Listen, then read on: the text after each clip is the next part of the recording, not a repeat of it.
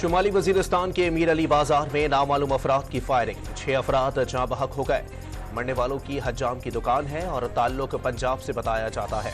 P T I intra party انتخابات اور انتخابی نشان کیس، پشاور ہائی کورٹ نے الیکشن کمیشن کی نظر ثانی درخواست پر فیصلہ محفوظ کر لیا۔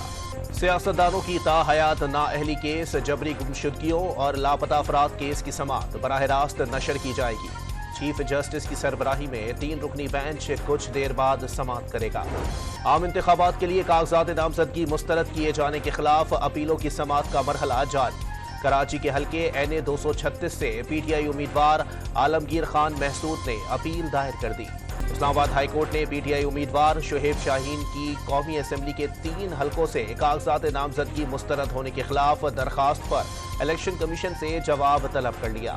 اسلام آباد کی مقامی عدالت نے چیئرمین پی ٹی آئی کی 6 مقدمات اور جعلی رسید کیس میں بشرا بی بی کی ضمانت قبل از گرفتاری میں 16 جنوری تک توسیع کر دی۔ اسرائیلی فوج کی دیر البلح میں گھر پر بمباری، 15 فلسطینی شہید۔ 24 گھنٹے میں مزید 180 فلسطینیوں نے جام شہادت نوش کر لیا۔